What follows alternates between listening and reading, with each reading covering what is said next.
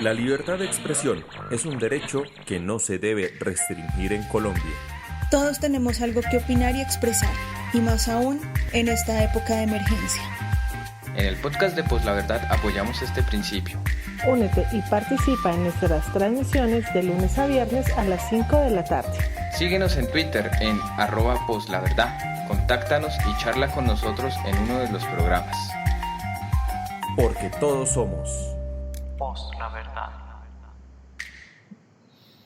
Bienvenidos todos a este nuevo podcast de Post La Verdad, podcast especial con unos invitados especiales. Bueno, estábamos escuchando una canción de una agrupación de música electrónica británica muy chévere que se llama Basement Jazz.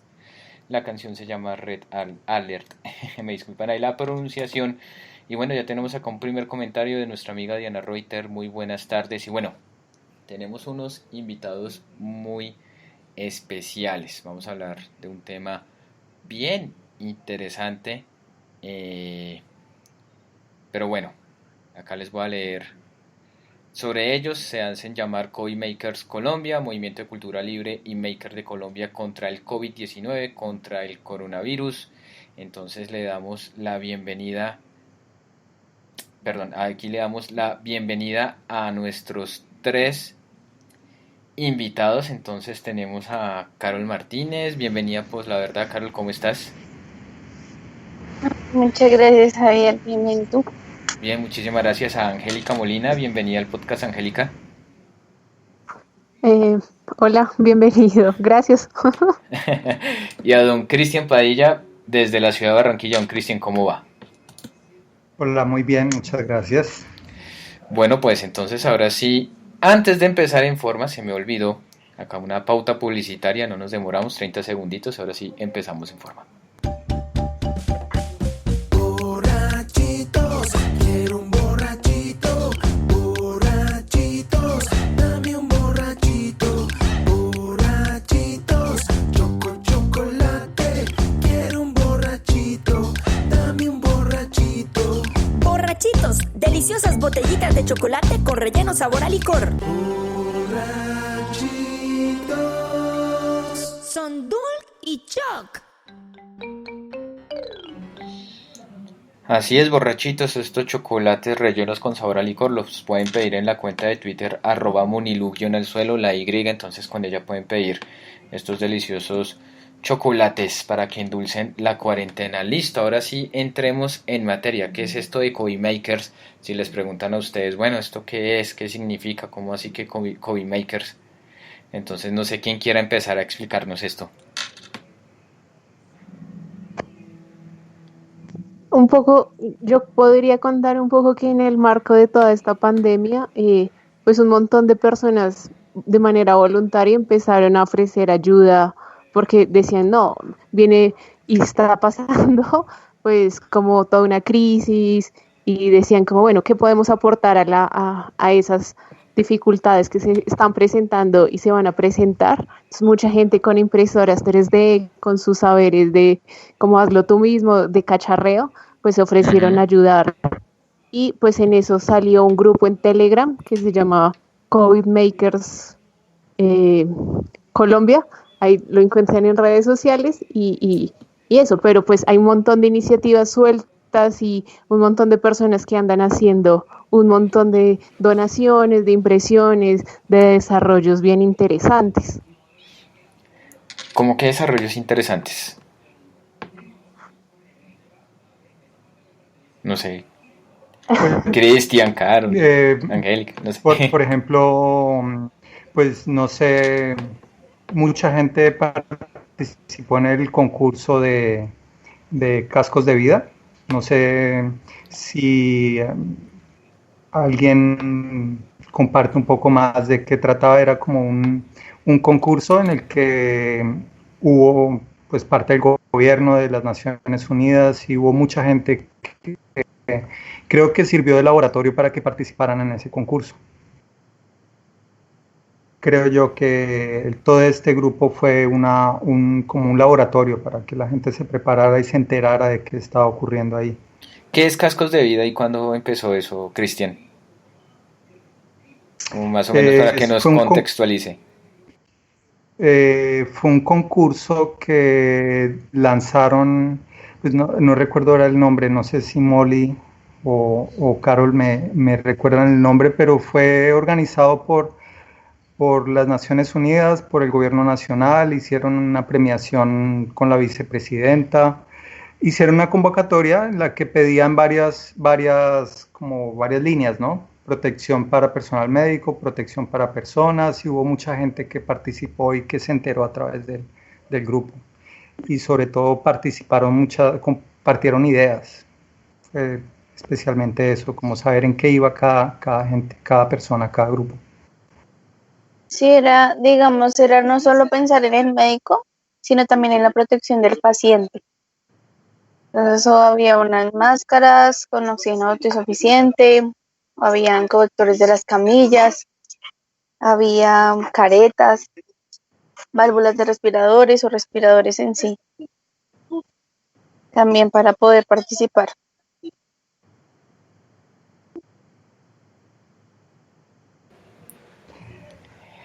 Genial. Pues, siga, don Cristian, qué pena.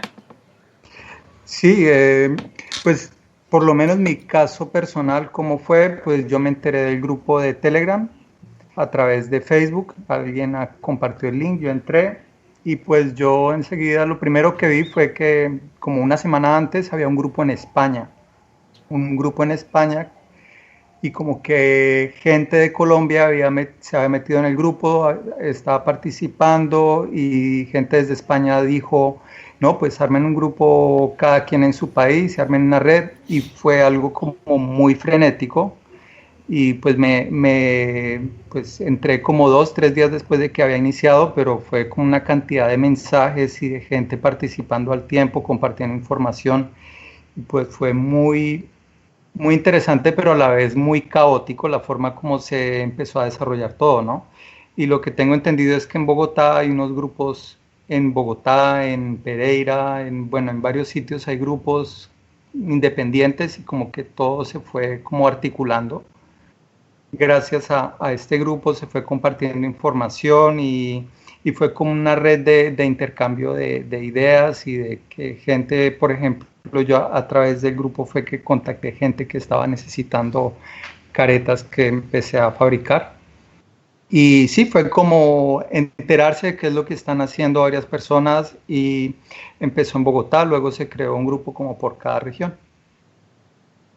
Genial. Eso le iba a decir a don Cristian y a nuestras invitadas y a los oyentes. Bueno, también preguntas, o sea, eso que yo empecé a como averiguar un poquito de esto de los makers. El día de hoy existen como grupos en distintas regiones del país y que han dado, o sea, en cuanto preguntabas de desarrollos, pues hay gente que le ha querido como seguir cacharreando, no sé, algo que sueña como todo maker es hacer un ventilador, pero en general algunas ayudas que se han ofrecido es como impresiones 3D, digamos, de protectores para estas máscaras que tienen acetatos, o unas impresiones para hacer como unos diseños que ayudan a que los tapabocas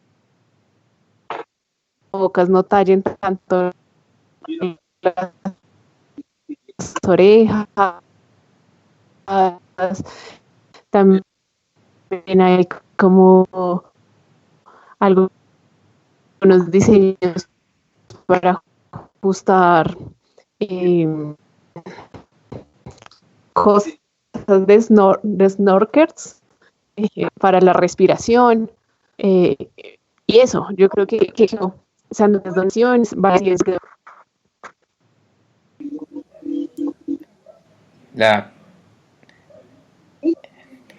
O sea que ya empezó, claro, o sea, me decían que todo fue vertiginoso, fue por el tema del inicio de la pandemia, ¿no? Entonces ustedes empezaron como prácticamente al mismo tiempo cuando empezó la pandemia y vieron la oportunidad de, no, venga, hagamos las máscaras, hagamos las caretas y si se puede hacer los respiradores y todo ¿para qué? Pues como para donarlos, ¿no? Porque ustedes los donan, ¿cierto?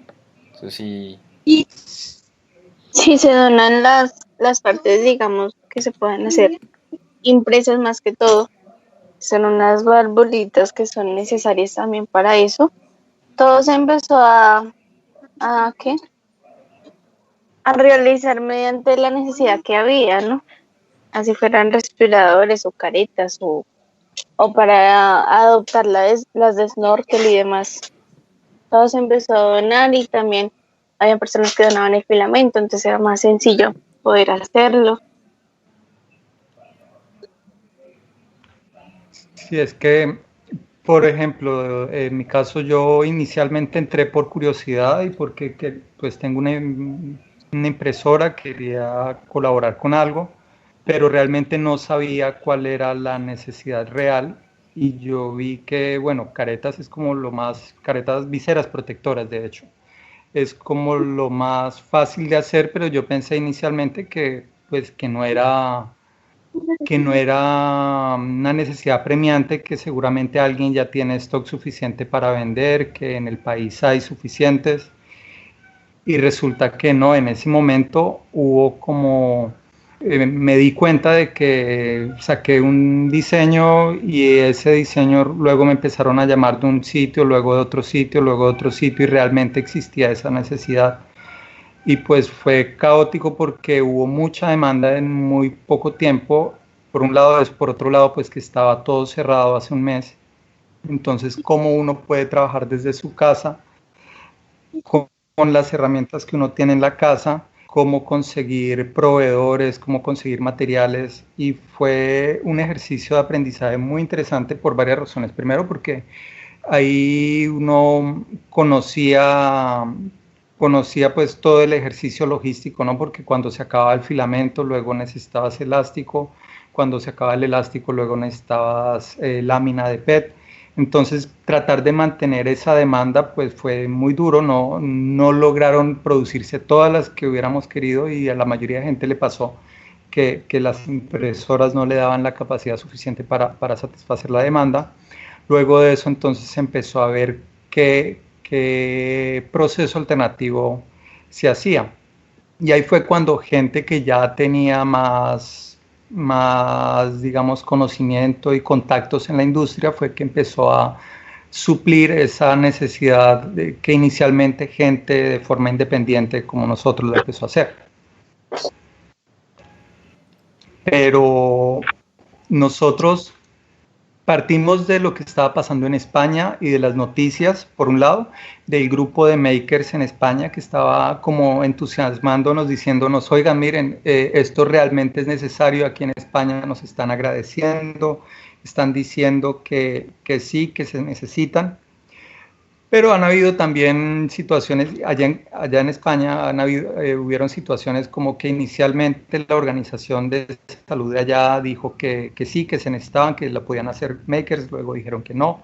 Luego se notó que había que tener mucho cuidado con la higiene y la forma de producir las cosas, la forma como se empacaban, cómo se rotulaban, cómo se hacía que no se contaminara lo que se estaba produciendo acá.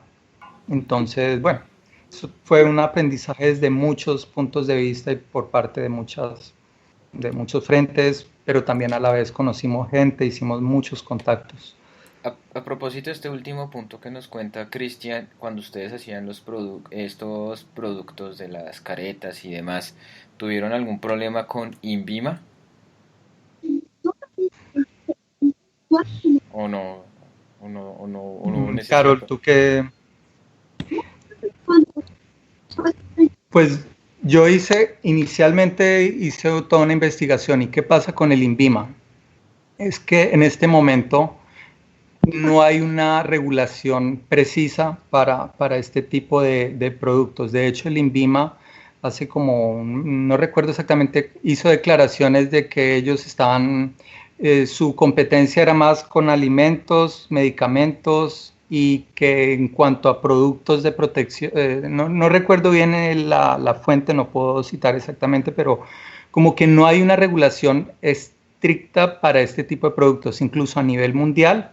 No hay una norma ISO, ANSI específica para eso, porque uno encuentra las normas ANSI están más relacionadas para productos de herramientas, entonces hay para trabajo con herramientas, es decir, que están más relacionados a pruebas de impacto, a resistencia al fuego, a muchos detalles relacionados a cosas que no están, que no competen en estas circunstancias. En estas circunstancias no es necesario resistencia al impacto, lo que se tiene que hacer es protección para evitar pues la circulación de aire, y es algo que ha ocurrido en tan poco tiempo que en este momento no hay ninguna regulación estricta ni específica de cómo deben ser, de qué deben hacer. Entonces hubo una cantidad de pues discusión al respecto. Hubo varias personas que contactaron equipos de médicos para dar sus conceptos. Yo personalmente, pues mi madre es enfermera, tengo familiares médicos, hice consultas con ellos. Bueno, se hizo como un trabajo acá en mi casa, también mostré imágenes a otras personas, y creo yo que en este momento, en algo tan caótico, no, incluso si hubiera querido el INVIMA hacer una regulación estricta, no está como ley, no hay una regulación hecha en este momento. Entonces ya dependió de la voluntad tanto de las personas que producían cosas como de de los requerimientos de los hospitales, y que los hospitales fueron realmente los que dijeron, por lo menos en mi caso me dijeron, oye, no, mejora esto, haz esto así, este tamaño de lámina está muy delgado, por favor hazlo más grande. Y con las clínicas con las que yo me contacté y con otras personas que hice donaciones, fue con las que pude hacer como un mejoramiento de lo que yo estaba haciendo, básicamente. No sé, Carol, qué experiencia haya tenido. Digamos, con digamos la lámina de acetato, sí.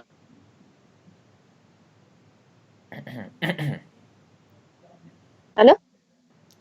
¿Aló? Sí, te escuchamos. Con las primeras donaciones que realizamos, sí, digamos, algunas personas nos comentaban, está muy delgada, o no, mejor pongámosla de esta manera.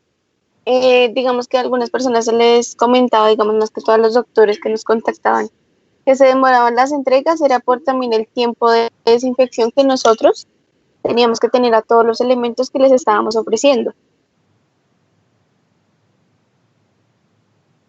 Entonces muchas personas nos decían, no, tranquilas, solo desinfectala de esta manera, ponle alcohol, y aquí las desinfectamos es con amonio. Sí, fue digamos, la mayoría de respuestas, digamos, el apoyo también que nos ofrecían en cómo poder desinfectarlas, cómo poder entregarlas, cómo poder mejorarlas también para ellos, que no tuviera tanto material, bueno, que se mejorara el elástico, o que las hiciéramos más tapadas, o que necesitaban el espacio para el tapabocas y las gafas. Sí, en todas estas cositas, digamos que todos nos estuvimos apoyando. En el grupo que mencionó Molly de Telegram, allí hubo muchísimo apoyo en todo lo que es cuestión de desinfección, protocolos, cómo entregarlas, cómo hacerlas. Cada vez que se iba mejorando el diseño, todo el mundo lo iba compartiendo, pues para que todos pudieran, pues una colaboración entre todos, digamos los makers, Ujú. para pues como la cuestión de la productividad con las impresoras, para no gastar tanto material, todo eso se dio mediante el grupo de Telegram que tenemos ahí. Ah, bueno. Ustedes decían que todo esto lo donan y los materiales que ustedes necesitan para realizar estos elementos, ¿alguien les dona o ustedes por su propio bolsillo los compran o cómo hacen para conseguir los materiales precisamente para poder realizar estos elementos y donarlos? ¿Quién, Carol o yo? ¿Quién contesta primero? O Angélica, no, el que sea, ahí sí ya barra libre. Pues digamos, al principio, eh, con los filamentos que yo tenía aquí, hice caretas, fui haciendo caretas. Ya hubo un momento en que ya me quedé sin filamento y sin acetatos. El ingeniero mediante la fundación me donó filamento y mediante unas personas que conseguimos, que también nos escribían mucho, conseguí los acetatos. Ya más adelante pues fuimos cambiando materiales ahí, como usted tiene filamento y usted tiene acetatos, venga, envíeme y yo le envío y ahí podemos ir haciendo. Pues en mi caso fue así. Creo que Angélica iba a decir algo al respecto. O Cristian, no, sí, Angélica creo que era. ¿No? ¿O sí? No, pues yo Sí, sí, va a hablar sí, Angélica. Permítame, Cristian, Angélica creo que sí iba a decir algo.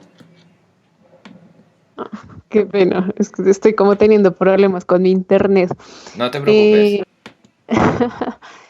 Eh, sí, o sea, digamos, hemos recibido el apoyo fundamental de la Fundación Corre Libre, que ha estado como recaudando fondos y en sus redes sociales están haciendo también una campaña ellos para recaudar también fondos, que el dinero que recogen pues lo están ayudando como a recoger filamento. Entonces los invito como a seguir a la Fundación Corre Libre o a la red social de Makers COVID Co, que ahí también están como donando PETG o otros elementos que puedan necesitar los makers, porque sí, o sea, yo creo que en un primer momento, ante la emergencia, ante la necesidad, pues la gente terminó sacando como de los recursos que ellos tenían en sus bodegas para empezar a entregar eso. Pero pues sí llega un momento en el que, estamos como cortos de recursos. Entonces, pues nada, eso era como mi aporte. Don Cristian. Por mi parte, sí, a mí las primeras que hice, yo las hice con el material que yo tenía acá. Luego hice una inversión de mi parte para comprar láminas de PET. La Fundación Corre Libre me contacté con Ricardo Perilla, él fue el que me envió más material. Además, hubo una clínica a la que yo le doné.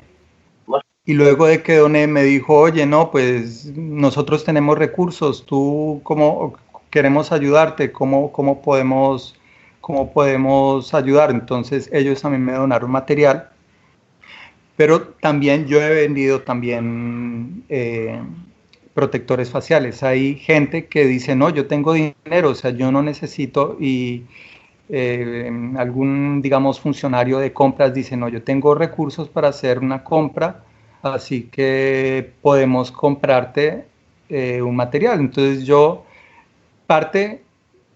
una parte las he vendido y con ese dinero he recuperado lo que inicialmente, porque de mi bolsillo puse bastante dinero inicialmente cuando me di cuenta que estaban pidiendo muchas.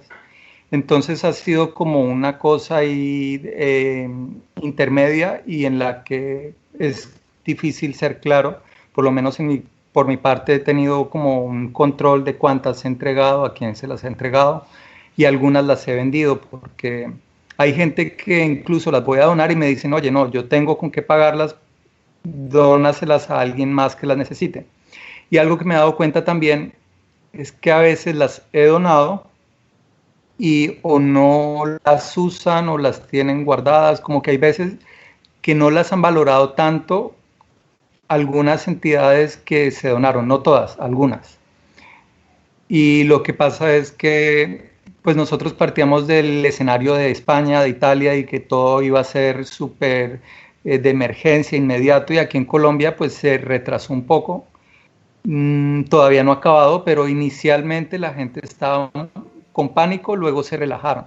Entonces cuando les dio pánico y empezaron a pedir y necesitamos, donamos.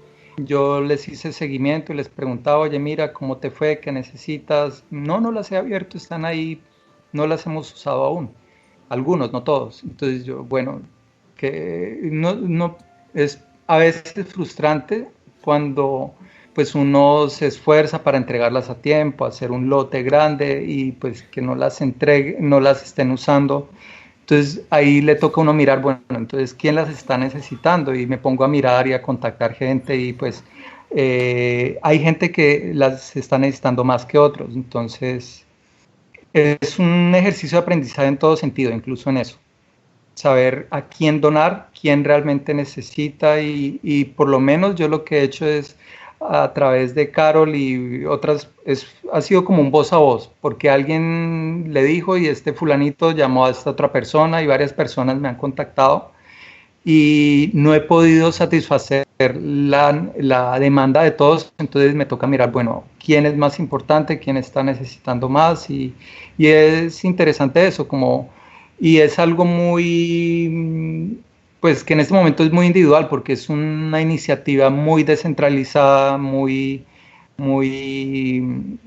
cada persona trabaja independientemente. Yo acá he estado articulado con una persona aquí en Barranquilla y otra en Cartagena, pero fuera de eso no estoy recibiendo órdenes directas de nadie, es como muy de mi parte lo que yo quiera hacer, cómo lo quiero hacer y pues ya es cuestión de que cada quien pues sea como transparente en lo que hace y cómo lo hace. Ok, bueno, acá tengo unos comentarios y comentarios de alguien que ustedes conocen muy bien. Ahora se me perdió esto. Acá están. Don Milo RP dice: buenas tardes, estimadas y estimados podescuchas, en sintonía como todas las tardes. Muchas gracias, Don Milo RP, fiel oyente. Don Ricardo Perilla, lo conocen, ¿cierto? Nos saluda, buenas tardes, Sí. y le pregunta a don Cristian: Cristian, ¿qué tal son las condiciones en Santa Marta o mejor en la zona costa? Bueno, en la costa atlántica, para conseguir suministros y atender las necesidades. Entonces, don Cristian, respóndale a don Ricardo.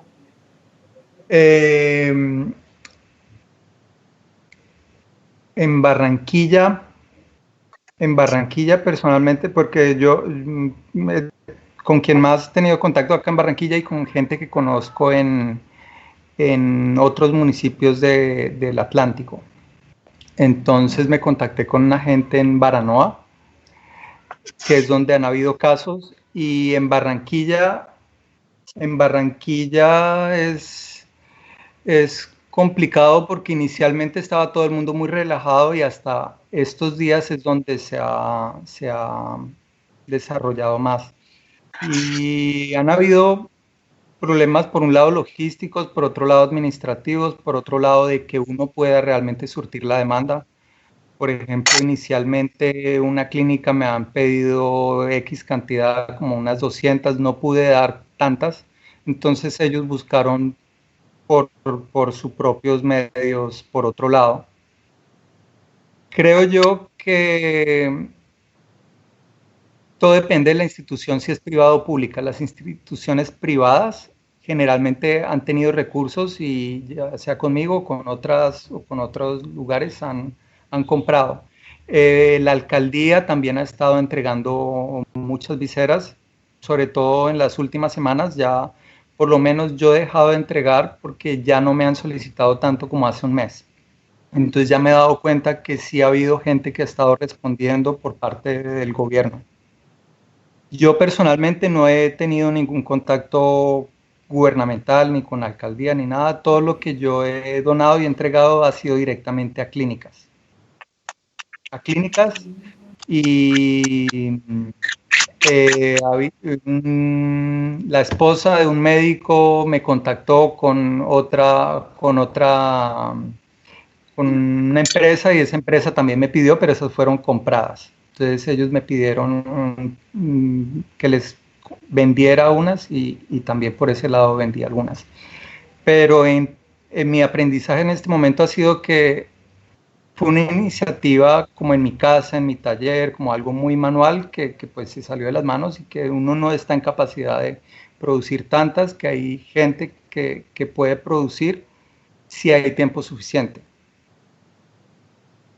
Ahora también está la cuestión de voluntad política, de recursos para las instituciones públicas, pero yo personalmente no he tenido contacto con instituciones públicas. Eso iba a preguntar, entonces, si en el hipotético caso que pues llegase a surgir, digamos, que los busque una gobernación, de qué sé yo, del Atlántico o una alcaldía de Bogotá, ¿cómo manejarían ustedes el tema? Se les ha pasado alguna vez en la cabeza esta inquietud? Porque si ustedes lo hacen es de modo iniciativa propia y bueno, sí, o sea, como rápido entregárselo, bueno, a la clínica tal o a las personas tal, de a donarlo, porque sí, para que como ellos son la primera línea, los médicos, los enfermeros y demás, como son la primera línea en este tema del coronavirus, entonces les llegue rápido y sin tanta tramitología, burocracia y demás. Pero digamos en el hipotético caso de que se llegase a surgir, digamos que los busca una alcaldía de Bogotá o una alcaldía de Barranquilla, una gobernación, la alcaldía de un municipio X. ¿Ustedes cómo manejarían esa situación? ¿Se les ha pasado por la cabeza o no? Pues, discúlpame, yo tomo la palabra. Sí, digamos, en el caso de eso, digamos, el ingeniero Perilla y el ingeniero Montalvo, que es el de Cartagena, digamos que él ya desarrolló una careta de PET muy sencilla de armar y económica ante todo. Entonces, digamos que ya se tiene una mejora en los tiempos de entrega, ¿no? Que yo entiendo lo que decía Cristian, que mucha gente era 100 para allá, 100, es que la necesito ya, es que tal cosa, y uno no hallaba cómo hacerse manos para poder armarlas y entregarlas. Pero digamos que el ingeniero Montalvo ya desarrolló una careta de PET muy básica, muy, bien elaborada y muy sencilla de armar. Y que en estos momentos, digamos que ellos nos están enviando ese material para que las donaciones puedan ser más eficientes. Entonces, digamos que para esos casos se harían, es como ya se tiene ese diseño más compacto y más eficiente. Ok, no sé si quieran agregar algo, don Cristian o doña Angélica, a la pregunta que hice. Yo creo que la relación como con entidades institucionales se ha dado en algunos casos, o sea, cada región ha tenido como su particularidad, o sea, digamos, ahorita se me viene como a la cabeza un par de makers en Boyacá.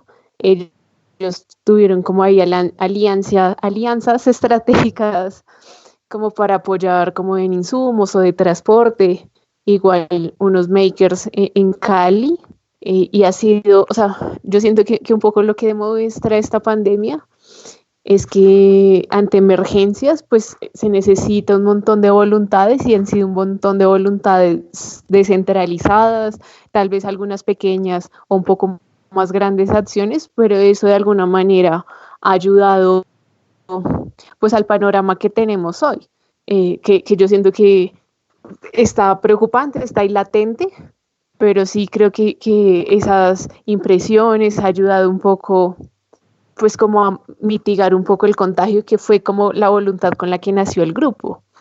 Y también quería como aclarar una cosa, o sea, digamos, frente al INVIMA hay personas que han estado ahí como camellando para sacar pues como los permisos ante el INVIMA. El INVIMA sacó una resolución que, si no estoy mal, es la 522 del 2020, en la cual ellos flexibilizan como unos permisos para la fabricación de implementos médicos no disponibles, y ellos en esa, o sea, es llenar un formulario, uno hace la solicitud y ellos te dan como un permiso para que uno pueda tener tapabocas o estas caretas, porque sí tienen como este ente regulador ahí latente, pero efectivamente fue muy flexibilizado pues en el marco de toda esta pandemia. Entonces, yo creo que lo que me parece muy interesante, muy bonito de esta iniciativa es un montón de personas, o sea, no sé, personas que tenían impresoras 3D en su casa, dijeron como, uff, ¿cómo podemos ayudar? Y cómo se volcaron, cómo ayudar, como a las clínicas que tenían cerca. Eso permitió crear una red, que yo lo veo así, un poco ese grupo en Telegram de colaboración, ese grupo donde se comparten a veces como no, estoy teniendo tal problema que me recomiendan y que la gente hable, pues son pequeñas ganancias para ir conectando personas. O sea, en muy poco tiempo, no sé, terminé conociendo muchas personas a nivel de Colombia que le trabajan a iniciativas de hazlo tú mismo, de que son bien cacharreros y que permite ir haciendo acciones.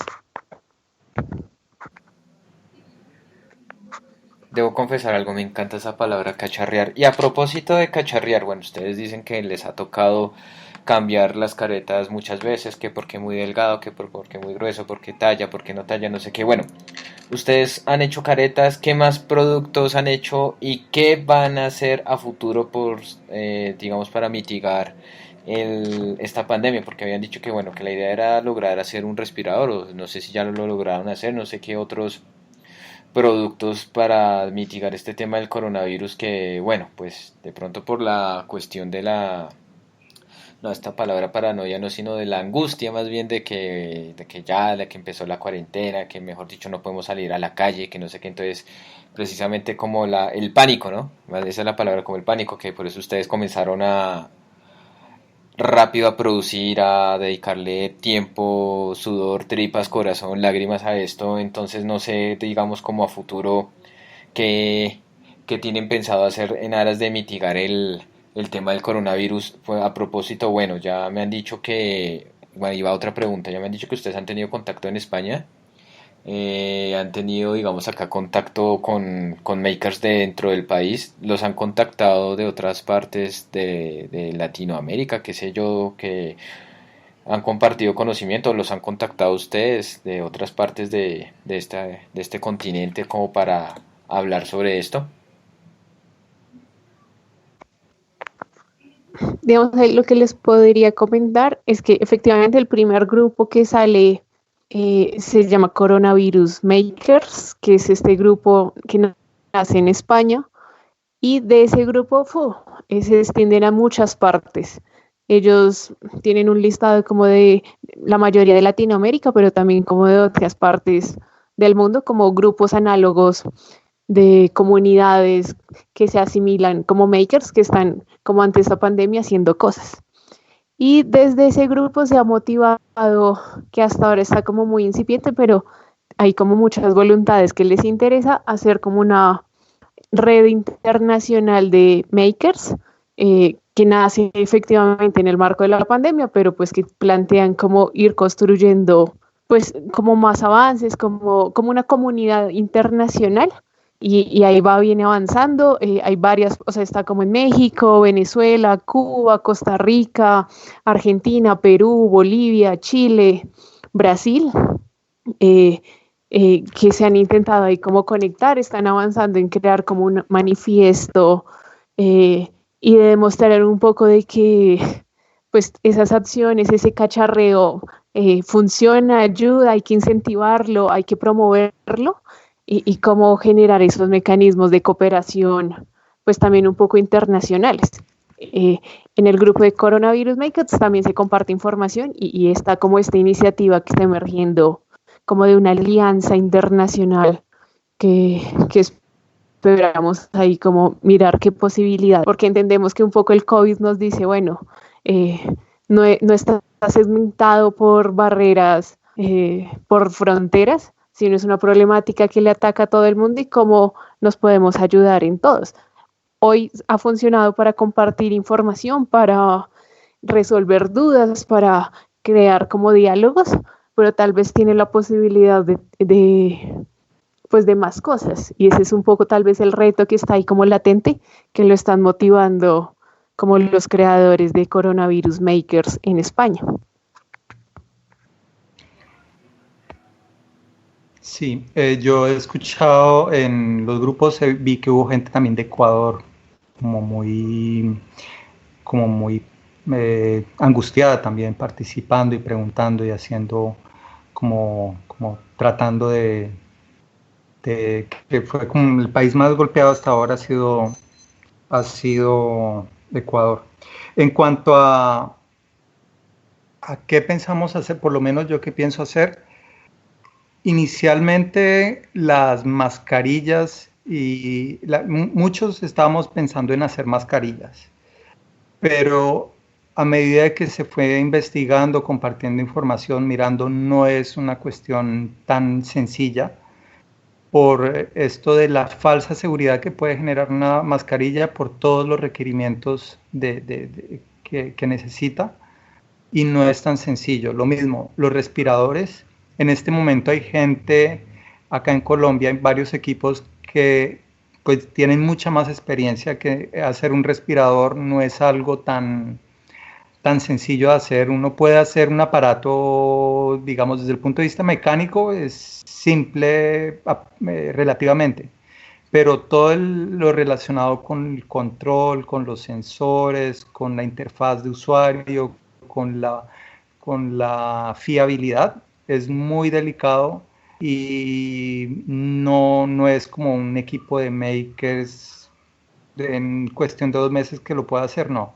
Hay gente que ya lleva más tiempo en Medellín, en Bogotá, que ya tienen prototipos desde antes de que empezara esto, y yo personalmente no me metería en eso porque no tengo la experticia.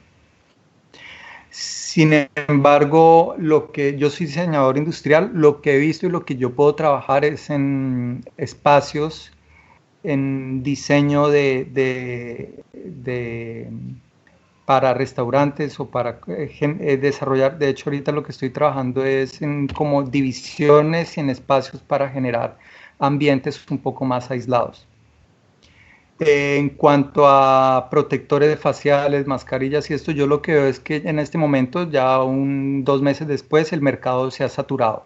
Como que ya mucha gente, incluso necesitando vender productos, necesitando pues rebuscarse por una forma alternativa, ya ahí está saturado en el mercado en este momento. Considero que ya lo que hice hace un mes y estoy ya apenas terminando de entregar los que me comprometí. Creo que ya por ese lado no tengo la capacidad aquí en mi casa para seguir produciendo.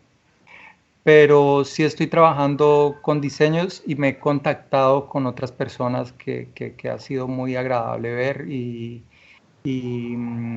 proveedores que he contactado que me han sido muy útiles en este momento y con los que estoy trabajando para producir cosas para pues la nueva normalidad, ¿no? Para que la gente pueda trabajar, ir a un restaurante, de una forma un poco más segura. Igual todo es cuestión de desarrollo, de hacer pruebas, no es tan fácil, pero uno va perfeccionando poco a poco, y todo esto fue un ejercicio para eso, una visera es mucho más fácil de desarrollar que unos módulos para dividir en mesas o para... yo lo que he trabajado antes de todo esto, yo trabajaba haciendo módulos para plantas, para cultivos verticales. Entonces en este momento estoy trabajando con un desarrollo para generar espacios de división con cultivos verticales. Y en eso estoy.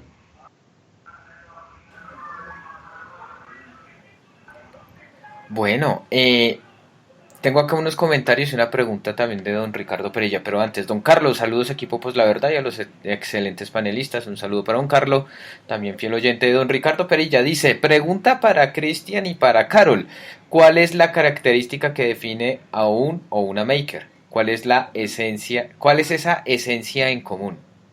Entonces nos empecemos con Carol y después don Cristian. Pues yo creo que la esencia de un maker es de lo que tiene poder sacar algo muy extraordinario. Es decir, dicen que la necesidad es la madre de la innovación, ¿sí? Creo fielmente en esa frase porque nos vimos en la necesidad de ponernos a hacer caretas en algo que yo nunca había hecho una careta, nunca me había metido con cuestiones médicas. Digamos que lo que yo me dedico, o bueno, con mi esposo, tenemos una empresa de fabricación de impresoras, ¿sí? De impresoras 3D. Entonces, y yo le digo a él, oye, pongámonos a hacer caretas, pero eso, ¿cómo se hace?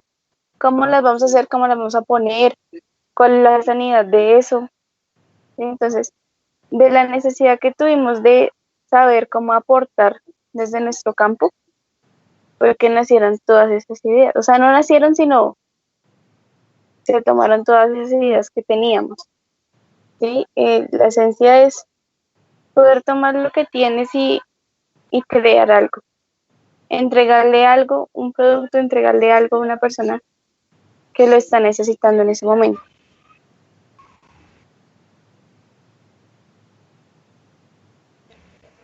Don Cristian, la pregunta.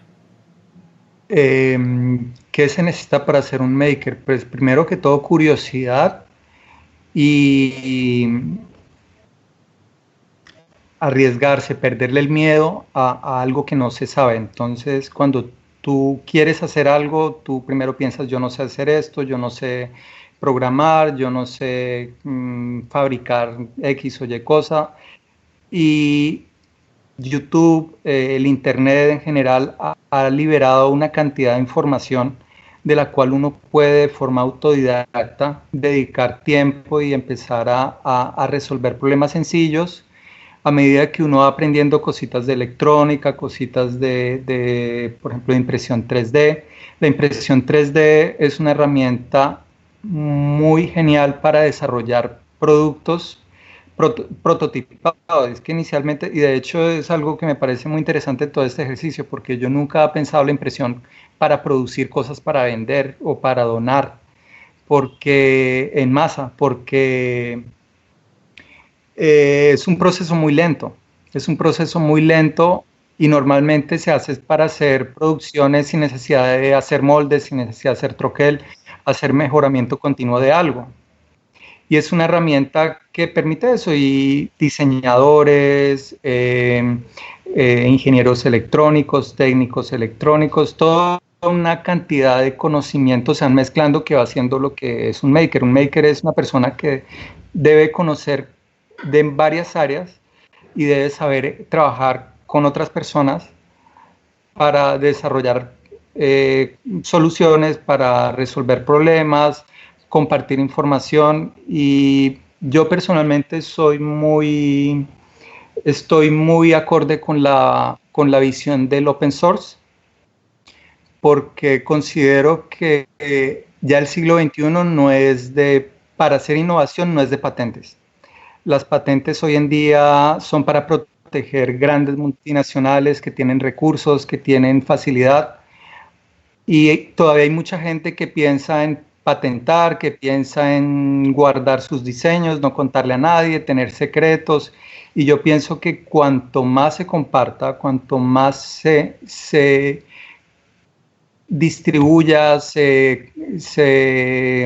haga feedback de lo que la gente hace, eso hace que las cosas se desarrollen mucho más rápido, y que una persona hizo algo, luego otra la modifique, luego sobre eso alguien más hace un desarrollo, y eso lo que hace es que la innovación se favorezca. Y toda esta crisis me parece que lo que va a hacer es favorecer la industria local, y es lo que he estado haciendo hasta ahora. La industria local hoy en día es muy difícil importar suministros médicos, entonces la industria local tiene que reinventarse. Esa palabra está muy de moda ahora, pero producir localmente ahora es una prioridad, y los makers son las personas adecuadas para trabajar en eso. Genial. No sé si, Angélica, quieras agregar algo a la pregunta de Ricardo. Yo agregaría un poco que sí, o sea, digamos, algo que ha atravesado muchísimo el grupo, pues es como el interés de que los diseños sean libres, de que este tipo de licencias no privativas, creo que eso es algo fundamental en estos tiempos y es importante. Y también se me viene como a la cabeza de que sí, tal vez un poco la impresión 3D es un poco lenta, no funciona como para producir grandes cantidades, pero sí permite hacer prototipados y eso pues es un primer insumo para generar procesos, digamos, no sé, a más grande escala, o sea, creo que hay un potencial gigantesco que hay que explorar más. Y todas estas de, no, uno encuentra recursos en Internet para hacer X o Y cosa, creo que esa esencia de curiosidad, de cacharreo, de intentarlo, es indispensable en una sociedad como tan dinámica y creo que ese espíritu maker lo atraviesa un montón, que está un poco ese interés de compartir, de difundir, de colaborar. Creo que el maker está atravesado por esos ideales. Genial. Bueno, antes de mi pregunta, acá tengo otra pregunta en los comentarios. Es de don Alejandro Beltrán. Un saludo para él, que es nuestro chef de cabecera aquí en el podcast. Sí, tenemos chef. Saludos, Javier. Interesante tema gastronómicamente incorrecto. Pregunta para los panelistas. Aparte de las divisiones, ¿qué más se está creando para el sector Oreca? Algo así puso Oreca, ¿no? No sé quién quiera responder, don Cristian. ¿Sector qué? Disculpa, ¿sector qué? Oreca sí puso textual, no sé. ¿Será que es algo ya. sobre los restaurantes, lo que usted estaba comentando?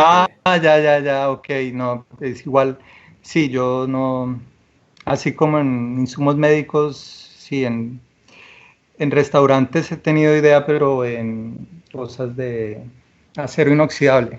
Ahora estoy como buscando formas de desarrollar módulos, de desarrollar cosas para... Todavía estoy en eso, estoy trabajando en desarrollos para poder publicar y mostrar cosas, pero en este momento ya hay gente que lo está haciendo, entonces la idea es que uno se alimente de lo que otras personas estén publicando. El sector, pues, todo depende de lo que tengan a la mano, es que hay como unos clústeres, ¿no? Y este ejercicio de los protectores fue un ejemplo perfecto. Quien tenía corte láser, quien tenía maquinaria, quien tenía capacidad instalada para producir, pues obviamente tenía muchas facilidades para hacer eso. Y ahí es cuando uno se da cuenta que la inversión tecnológica es muy necesaria para cualquier emprendimiento, para cualquier cosa. Entonces, generar clusters viene siendo como puentes de grupos de gente que genera relaciones de cooperación, de comercio, por ejemplo en el calzado, en el Restrepo, pues hay mucha gente que trabaja de forma, pues cada quien tiene su negocio pequeño, pero si en algún momento alguien tiene un pedido muy grande, lo ideal es que comparta con otra gente la capacidad instalada y logren producir. Y un clúster básicamente es eso, gente que coopera y que coordina y que hay una relación de proveedores Entonces eso es lo que hay que establecer ahora. Para producir lo que yo estaba hablando, lo que estoy diseñando en este momento, tengo que contactar gente. Aquí en Barranquilla tengo gente conocida en un restaurante. Lo primero que voy a hacer es prototipos, pruebas y ver cómo funciona y ver qué necesidades hay que suplir, porque así como con las mascarillas, con las viseras, nadie en este momento sabe con certeza qué puede reducir o no la tasa de contagio. Entonces es una cosa de ensayo y error, uno no puede garantizar nada en este momento, uno no puede ponerse a hacer falsas promesas respecto a qué producto hace esto o lo otro, es como una cuestión de confianza entre quien desarrolla y quien compra para ayudar a mejorar algo que uno vaya luego a comercializar a gran escala. Y repito, la idea mía es lo que yo haga, compartirlo para que otra gente lo mejore, porque uno solo no desarrolla nada, no llega a ningún lado. Es necesario aliarse y buscar gente. Listo, don Cristian. Alejandro nos hace acá la claridad, es una sigla, Oreca, hoteles, restaurantes y cafés, que muchas gracias por la respuesta. Okay. Antes de mi pregunta, llegó otra pregunta acá de don Iván Dacho. Y antes, doña Gaby Gaby, saludos, nos saluda desde Cartagena escuchando el podcast. Y don Iván Dacho dice que cuál es el precio promedio de una impresora 3D decente.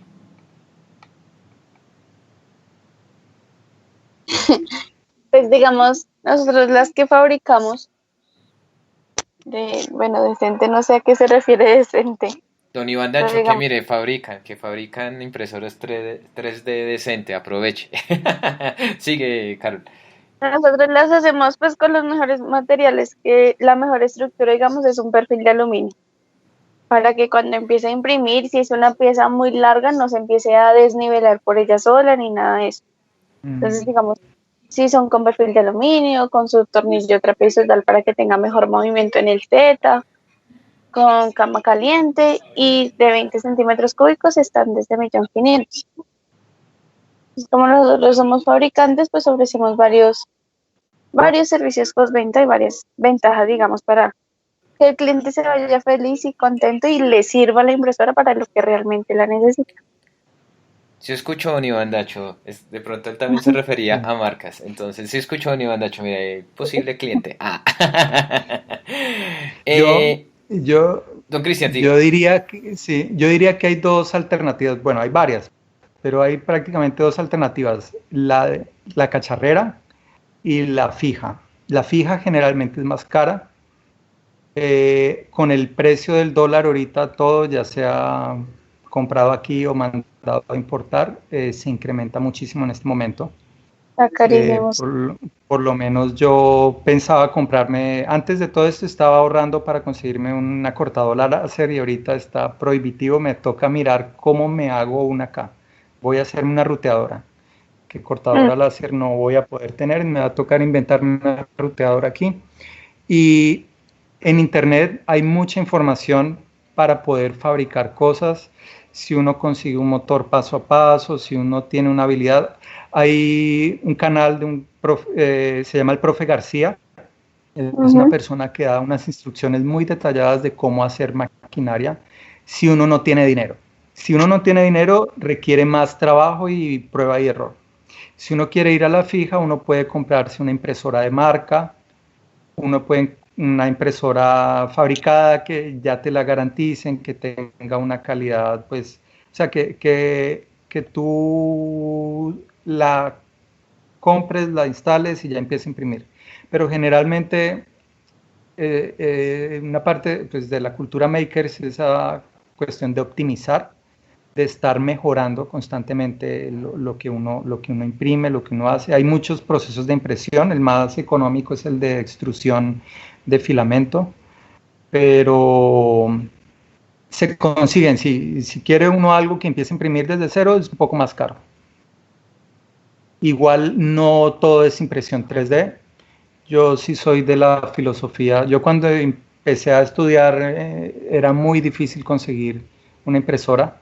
Hace unos 5 o 10 años empezó a reducir el precio, pero uno siempre necesita un taladro, un mototool, una caladora, herramientas, porque hay veces que es mucho más rápido hacer algo sin impresión. Y la impresión 3D dejarla para las formas más complejas, para los botones, para las carcasas, etc. Y para los diseños más detallados. Sí, ajá, lo que requiera como algo más, que tenga una mejor apariencia. Sí, digamos que sí. Bueno, muchachos, para terminar, muchachas y muchachos, para terminar esta pregunta mía, ¿cómo es su relación con la academia? Y si tienen pretensiones de que todo esto, después de la pandemia, después del coronavirus, ¿cómo van a incursionar en la academia para que precisamente los makers tengan como influencia en la universidad? O que, o sea, sí, bueno, primero, ¿qué relación tiene con la academia? Pues con universidades. Y si, pues, si es una relación incipiente o si hay alguna relación. Y lo otro, pues, ¿cómo sería ustedes lograr como incursionar en la academia para que, pues, más personas de diferentes profesiones se interesen en estos temas?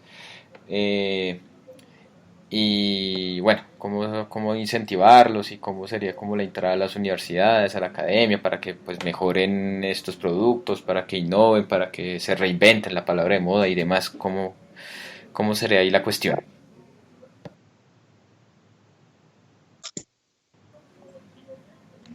Carol. Dime. Angélica. No sé quién creo quiera que- barra libre ahí Creo sí. que he hablado mucho. Digamos, ahí podría contar que pues ese grupo que existe en Telegram, pues ha permitido esas colaboraciones con algunas universidades. Entonces, o sea, de hecho, ayer como una reunión con Brian Torres, que es representante estudiantil de ingeniería de la Universidad EAN. Ellos tienen una iniciativa muy bonita que han desplegado un montón de ayudas y un montón de colaboraciones, también como desde el interés maker. Y ayer tuvimos como un encuentro, una charla informal frente al reciclaje, frente a, sí, como todos estos residuos que se están generando de elementos de protección y desde la impresión 3D. Eh, Otras universidades no sé, nos han brindado como asesorías, como hay un interés de la academia frente a algunos desarrollos que se están haciendo. La Universidad de Pereira ha estado acompañando muy de la mano, porque muchos de sus egresados están como en esta, o sea, están desarrollando iniciativas un poco desde lo maker y han recibido un acompañamiento muy interesante de allá en Pereira, con la tecnológica de Pereira. O sea, yo creo que esos diálogos se han dado un poco porque muchos de los makers, no sé, tienen formación en ingeniería, formación de diseño y tienen relaciones con la academia de alguna manera. Y eso ha llamado como la atención. Eso es como lo que ahorita se me ocurre ahí mapeando. Ah, bueno, genial. No sé si quieran agregar algo más, Cristian o Carol, a lo que dijo Angélica. Yo pues diría que incluso más antes de entrar a la universidad y empezar con hacer maker, yo creo que es muy tarde, uno debería iniciar desde antes, desde el colegio, incluso desde niño, y yo considero que uno debería dedicar más, o sea, que hay que dedicar mucha energía a los niños, a capacitar, a mostrar, a mezclar la lúdica con la cultura maker, porque pues es el futuro. O sea, los niños tienen que aprender algo de código incluso desde antes de la universidad. Si uno llega a la universidad, hagan de cuenta, como un músico, uno no puede llegar a una carrera de música si no has dedicado tiempo en un instrumento desde niño. Y yo pienso que con eso también es lo mismo, uno debe tener idea de dibujo, idea de código, idea de desarrollar habilidades espaciales, visuales, de costura, de lo que tenga uno a la mano desde mucho antes de la universidad. Y yo personalmente he trabajado en fundaciones y en organizaciones más relacionadas a los niños que a la academia pues de pregrado. Y también con comunidades de campesinas he trabajado también a través de familiares y conocidos, he trabajado también haciendo desarrollos para procesos de producción de café y de cosas. También he estado trabajando con esa parte rural, también me parece muy importante. Genial, don Cristian, doña Carol. No sé si quieras agregar algo ya para ir cerrando. Sí, digamos que eh, más que todo el trabajo que se hace con los niños es bastante importante. Nosotros lo hacemos, nosotros tenemos unos convenios con la Universidad Libertadores aquí en Bogotá y mediante esta universidad hacemos cursos con los niños y digamos que les enseñamos la importancia del reciclaje y la reutilización, más que todo del plástico. Sí, en este momento también que tenemos una crisis de los plásticos de un solo uso, se le enseña al niño que se puede reciclar y que se puede reutilizar, ¿sí? Para que él vaya entendiendo esa dimensión de las cosas, ¿sí? Para que los niños vayan interesándose no solo en que tengan un celular para ver unos videos, sino que en el celular vean tutoriales de cómo hacer una materia. Cómo hacer una materia con las cosas de tu casa, digamos, ¿sí? Porque, pues, digamos, desde mi carrera lo he visto que es más fácil educar al niño para que el niño eduque al adulto que educar directamente al adulto. Que el adulto a veces pensará, no tengo tiempo o esto me ocupa en cosas que no necesito. Como si tú le muestras al niño que mediante la tecnología, puede ayudar al planeta, puede cuidar los animales, puede obtener cosas para él, es mucho más sencillo, pues que el día de mañana sea más consciente de la problemática que existe. Digamos que el acercamiento que nosotros tenemos a la academia desde esa parte es con los niños, más que todo, enseñándoles robótica, enseñándoles la impresión 3D, enseñándoles pues, un montón como de lecciones que ellos van y luego transmiten a sus papás. Genial. Bueno, tengo acá otros dos comentarios. Don Iván Dacho respecto a las impresoras 3D dice que muy buen precio, calidad y beneficio. Y don Alejandro Beltrán, nuestro chat de cabecera, dice el reinventarse se está confundiendo con el ya conocido rebusque. Totalmente de acuerdo. Bueno, conclusiones, no sé si ustedes quieran decir algunas conclusiones después de lo que han vivido estos 2 meses de corre-corre por el tema de la pandemia, el coronavirus, de realizando de esto, de los aprendizajes que han tenido, no sé, y bueno, dónde los pueden contactar, redes sociales y demás, por si de pronto alguien escucha este podcast. Por supuesto lo van a escuchar bastante, si alguien de pronto está interesado en donar material o si está interesado en solicitar lo que ustedes hacen, entonces no sé qué quieran ya para ir concluyendo esta parte del podcast ya con ustedes. Muchísimas gracias, entonces no sé quién quiere empezar.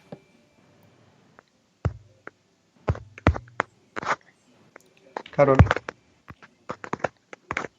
Bueno, digamos que una lección muy grande que esto nos trae es que todos somos comunidad, todos somos uno solo. Como lo comentaba Molly y Cristian, digamos en el sentido maker de los archivos, de que se guardan cosas, de que yo no sé qué, eso digamos que se ha perdido totalmente ahorita porque la cuestión es ayudarnos entre todos. No importa si uno es maker y el otro no lo es, o si está aprendiendo hasta ahorita. Ayudarnos entre todos es lo que nos va a guiar a poder ser, pues primero, mejor personas y segundo, poder salir bien de toda esta crisis que estamos viviendo. ¿Sí? Entonces el hecho es pensar siempre como comunidad, no como yo solo o mi beneficio es para mí solo, sino que mi beneficio es para mí y todos los que me rodean.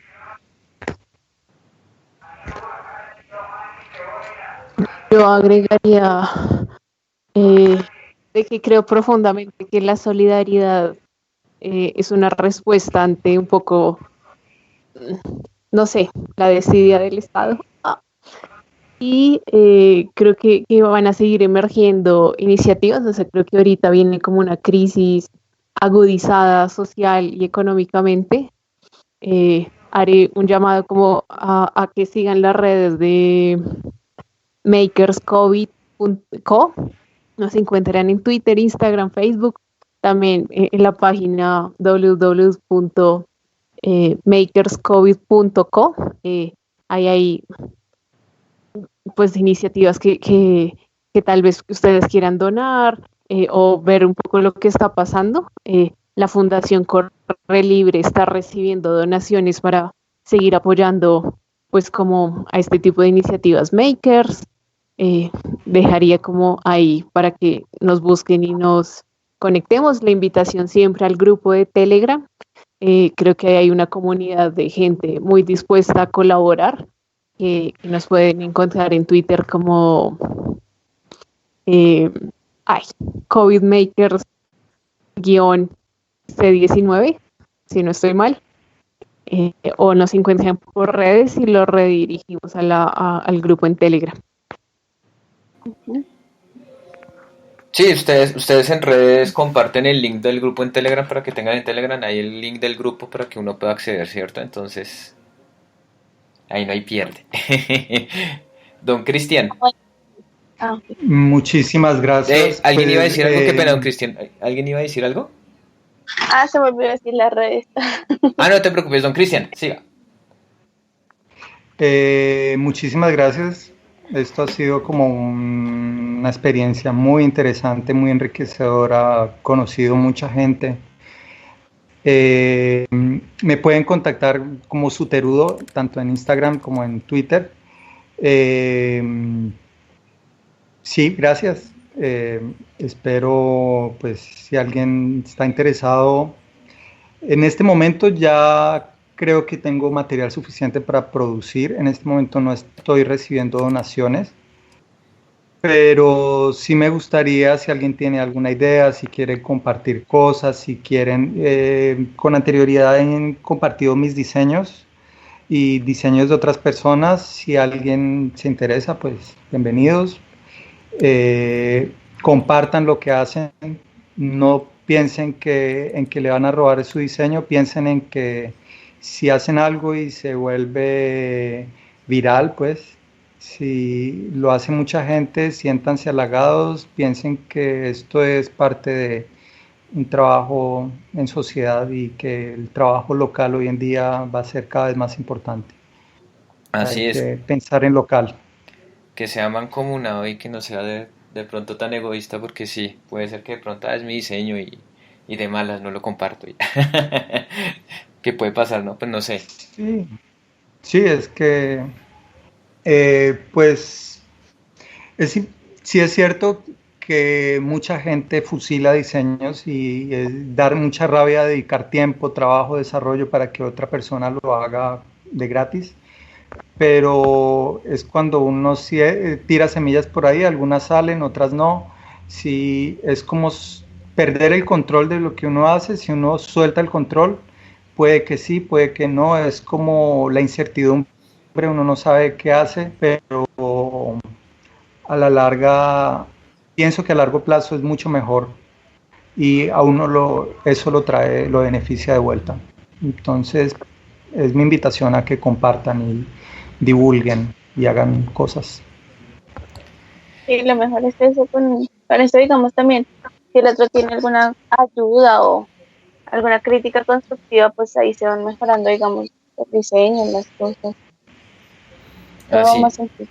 así es. Bueno, yo les doy las gracias a ustedes tres, pero antes de que se vayan, eh, yo quiero aprovechar la presencia que acá tenemos a dos, ya entrando en la sección de temas varios, aunque en realidad solamente voy a hablar de este tema, que pues fue polémica en redes sociales, aprovechando que tengo acá a dos egresados de la Universidad Nacional.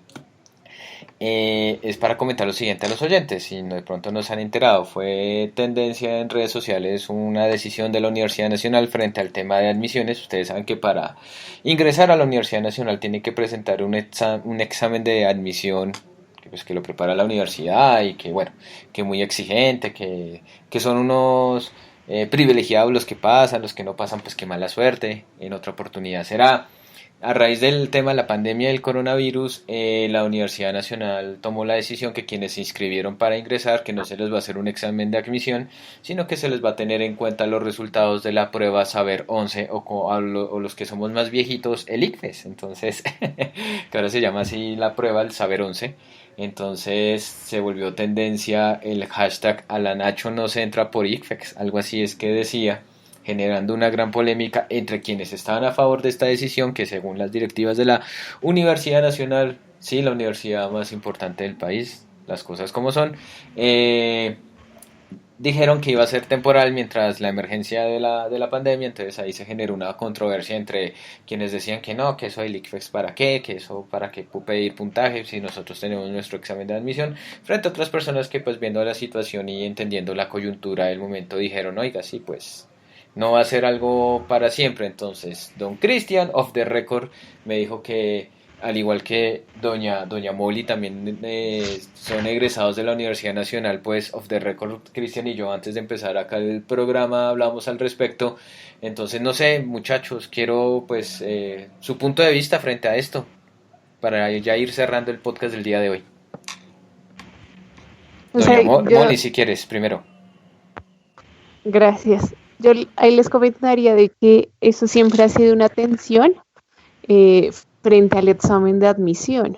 O sea, de hecho, fue en una época como muy renombrada una tesis de la maestría de estudios de género, en la cual se demostraba que pese a que se están presentando la misma cantidad de hombres y mujeres, solo como el 36% de los admitidos son mujeres.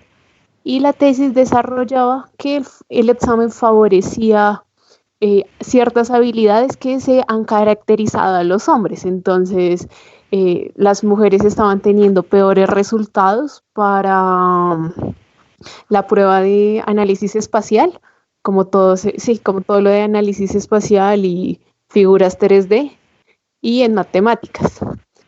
Y siempre ha habido esa tensión de que ese examen, o sea, quienes están teniendo los mejores resultados usualmente son personas que vienen de estratos socioeconómicos mucho más altos, o sea, de colegios como privados, y siempre ha habido esa tensión de, bueno, ¿cómo hacer un examen?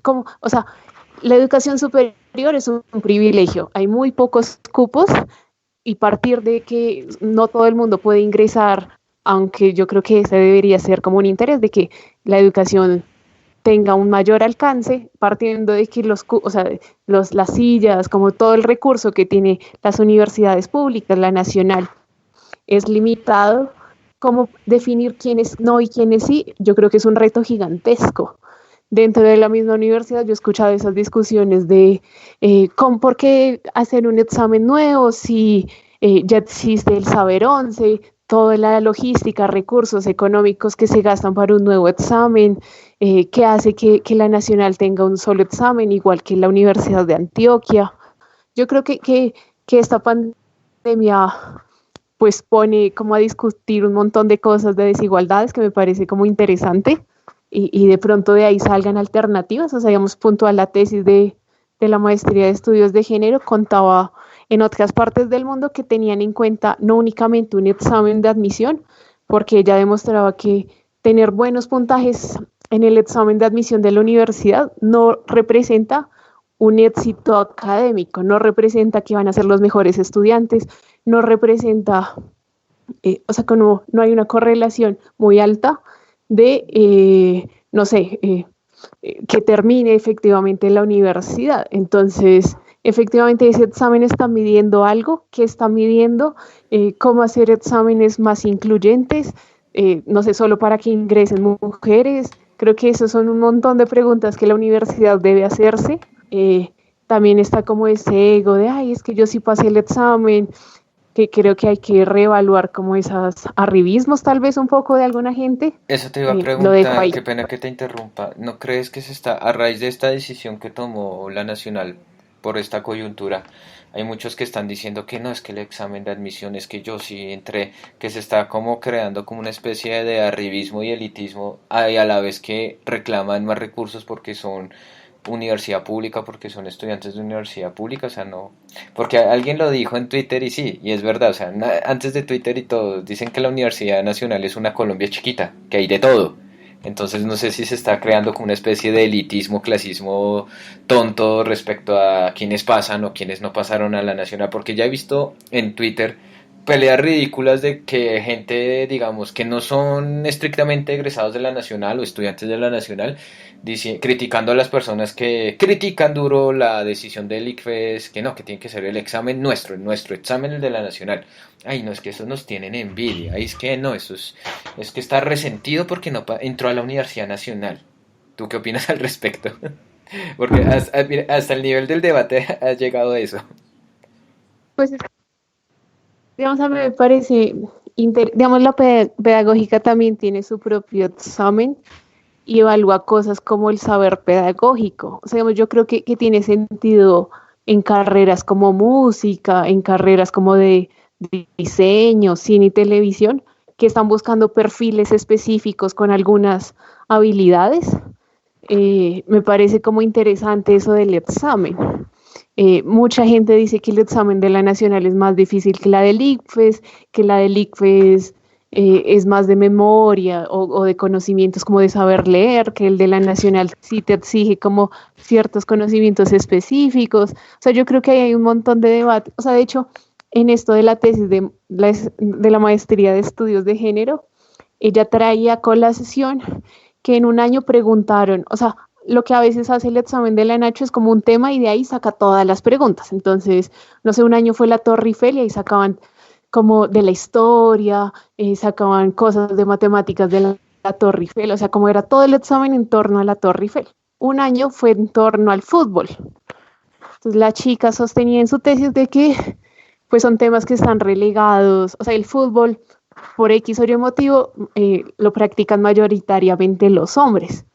Entonces yo creo que hay que evaluar con lupa qué está evaluando efectivamente ese examen y por qué es necesario o no hacer un examen diferenciado para entrar a la universidad y por qué no coger el ICFES que ya está funcionando.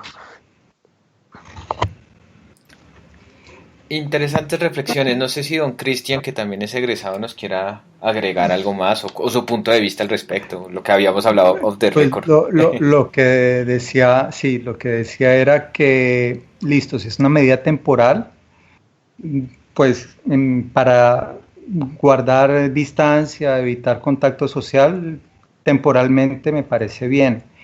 Sin embargo, que no se vuelva una excusa para que esto se vuelva una medida permanente, porque si van desmontando cosas poco a poco es una preocupación constante. Y algo que me gusta es que es una espada de doble filo con la Universidad Nacional y con la mayoría de universidades públicas, es la autonomía universitaria. Y en este tipo de situaciones donde la universidad busca transparencia, busca reducir el plagio, busca tener como un control sobre su sistema de selección, a mí me parece interesante. Pero sí es cierto que ahí, pues, partiendo de inteligencias múltiples, partiendo de cómo se selecciona una persona, sí hay muchas discusiones al respecto, pero que eso no sea una excusa para reducir costos y ahora vamos a hacer el ICFES, y creo que no va a ir por ese lado.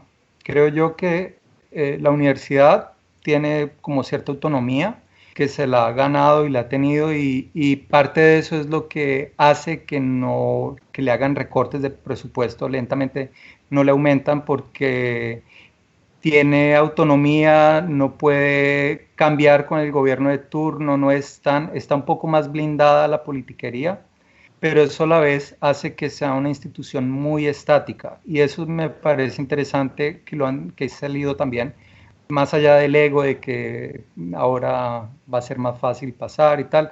Me parece interesante que salen discusiones respecto al sistema pedagógico, a cómo los profesores mantienen un sistema. Yo estuve en la universidad cuando se hizo un cambio de currículum, cuando se pasó al sistema de créditos, y eso fue pues bastante fuerte. El cambio estructuralmente, en teoría fue grande, pero en la práctica los mismos profesores cambiaron de nombre la materia, pero seguía siendo lo mismo.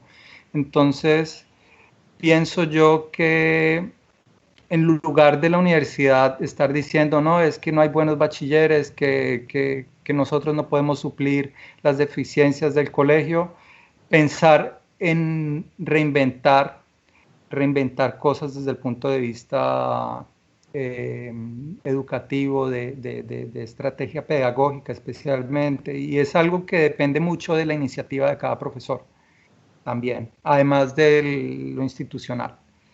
Y yo personalmente soy muy crítico de la universidad hoy en día como institución, porque hay muchas cosas que están relegando. Por ejemplo, hay gente con títulos técnicos, con tecnólogos que pueden ser tan bien capacitados como un profesional, y en la academia no están enseñando cosas que realmente se necesitan en la vida profesional. Entonces, sí, es esa independencia que permite que no desarticulen la universidad, pero a la vez le impide evolucionar y ponerse al día con lo que está pasando hoy en día. Entonces me parece que todo este debate fue interesante para que los egresados digamos qué pensamos de todo esto. Ojalá la universidad mejore y siga adelante, ojalá siga siendo como un pilar de ascensión social, porque mucha gente, compañeros, gente que conocí de pueblos de escasos recursos, logró graduarse, ser profesional y aportar, y mis papás fueron profesionales de universidad pública, ellos lograron subir su nivel económico gracias a la universidad pública y pues espero que eso siga ocurriendo en el futuro porque pues, sería muy triste que lentamente se acabe esto. Entonces, ojalá sea una medida temporal y ojalá tenga autonomía la universidad, que mejoren sus programas, pero que tengan cierta autonomía, me parece a mí. Así es, don Cristian. Doña Moli, muchísimas gracias por sus apreciaciones. Ustedes que sí conocen desde muy adentro, desde sus adentros, la Universidad Nacional.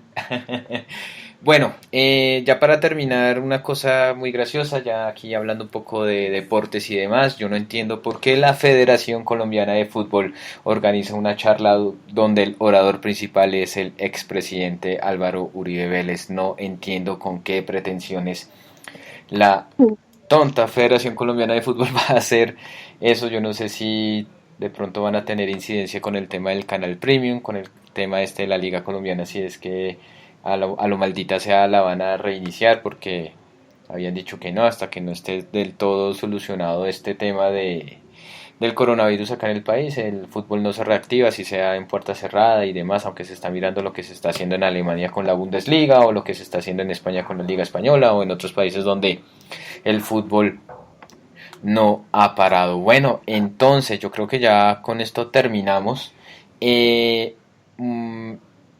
Ya, bueno, si quieren repetir otra vez las redes sociales de COVID Maker Colombia, está bien. Entonces les voy a pedir también por favor que, bueno, muchísimas gracias primero que todo por aceptar la invitación, que muchísimas gracias por acompañarme en este podcast especial para que los conozcan a ustedes, de sus experiencias y demás.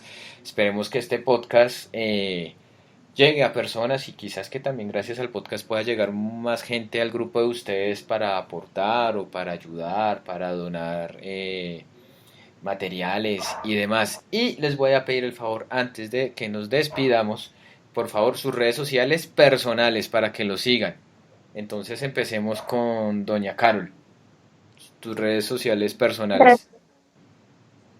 Bueno, en Instagram estoy como Caritomar93, también estoy como 3D raya piso alfa, y en Twitter estoy como 3D raya piso SAS. Listo, doña Carol, muchísimas gracias. Doña Moli, tus redes sociales. Gracias. Yo estoy en Twitter como Almolinas. Listo, señorita Moli, muchísimas gracias. Y don Cristian, sus redes personales, para que lo sigan y demás. Suterudo. En Twitter. En Instagram y en Twitter. En Instagram. @Suterudo. Suterudo. Ah, bueno. Aquí que tenía aquí un último comentario de don Carlos, pero lo escribió en Twitter, se lo voy a leer acá, ahora se me perdió.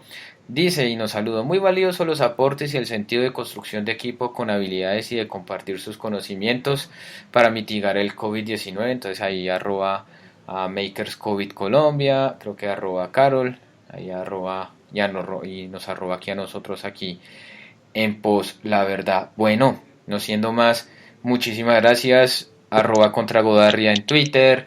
El día de mañana repito yo podcast con otro podcast especial, con otro invitado de lujo, porque vamos a hablar desde el arte y desde la historia, desde la literatura, el tema de las pandemias. El invitado no es sorpresa, mañana les digo de quién se trata. Entonces, para que me acompañen el día de mañana a partir de las 5 de la tarde.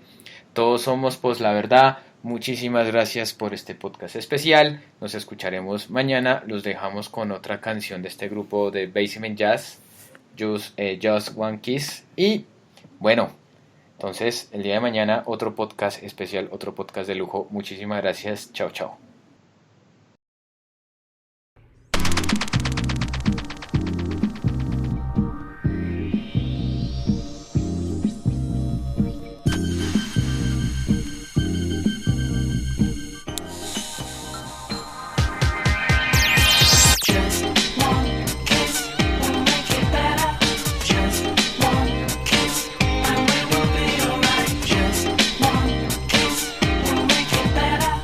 Just